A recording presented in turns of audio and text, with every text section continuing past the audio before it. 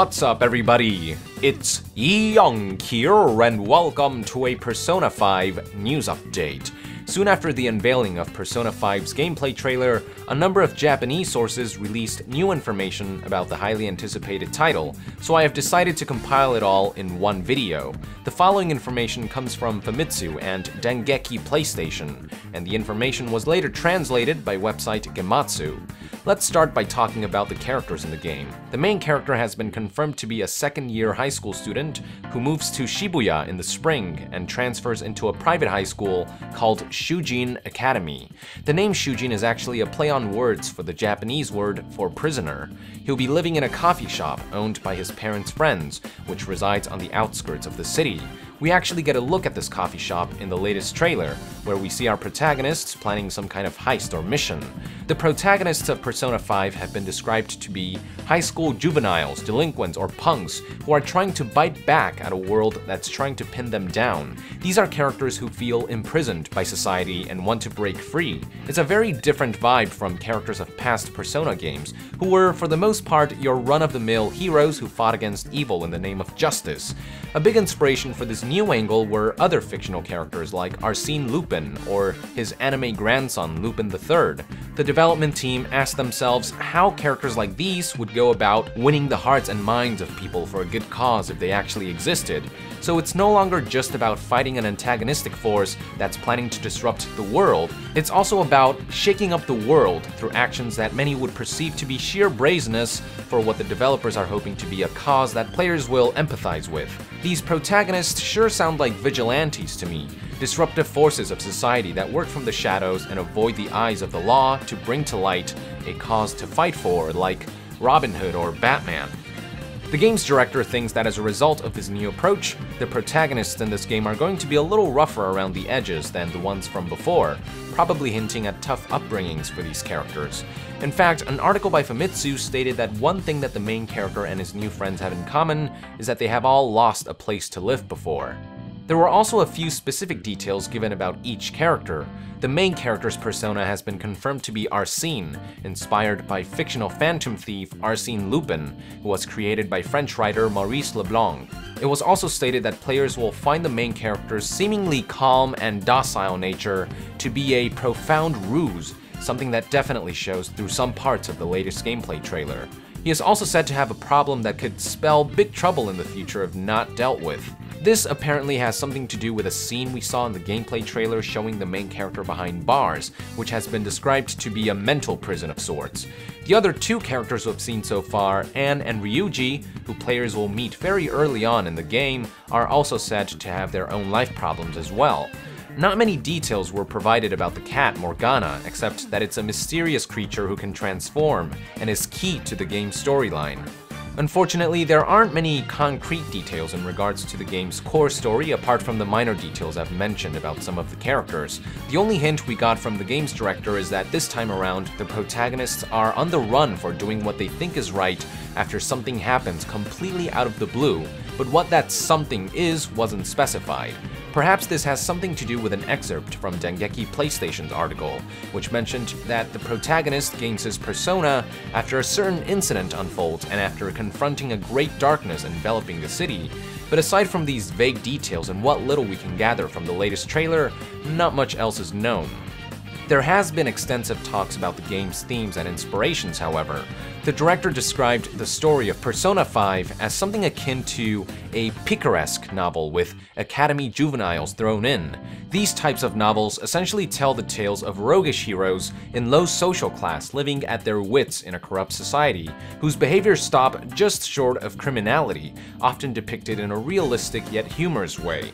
The director compared the themes of Persona 5 to some of the issues of modern-day society, like how there are many people out there who feel as though they aren't moving forward in life or as though they have no future, carrying a lot of weight and burden day by day.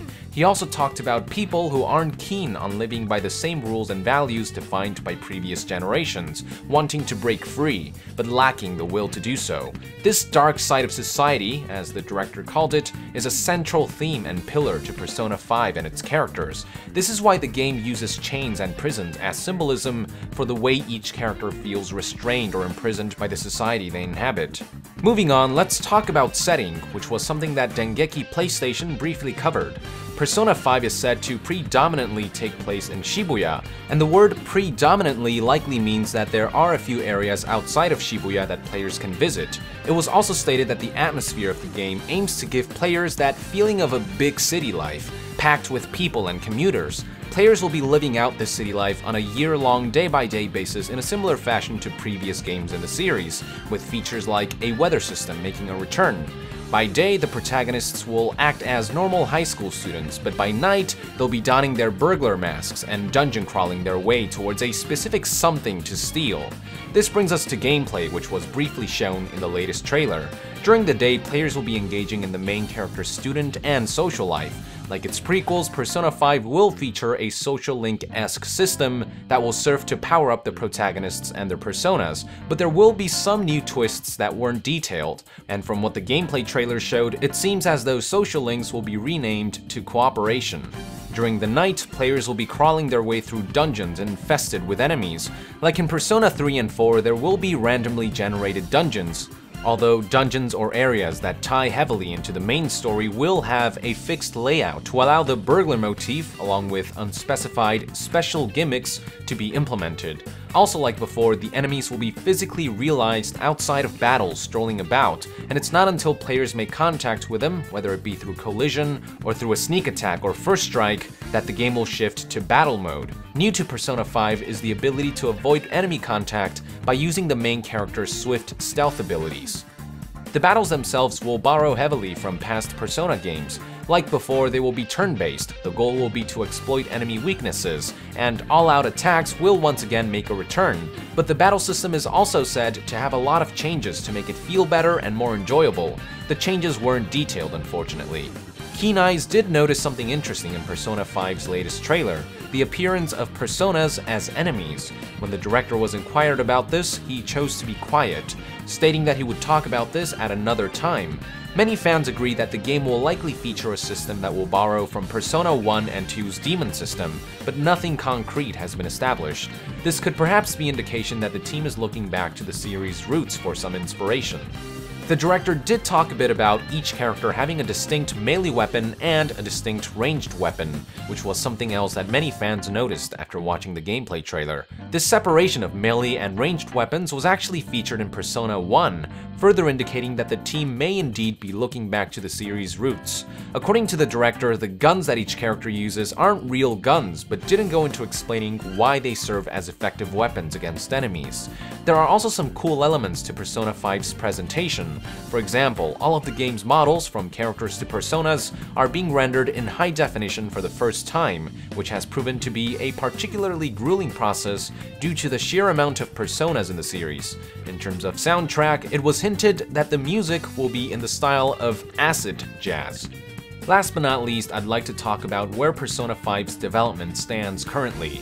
According to the director, things are progressing nicely. They are getting to a point where quality benchmarks are being hit, and now they are hard at work on building the game and fleshing everything out.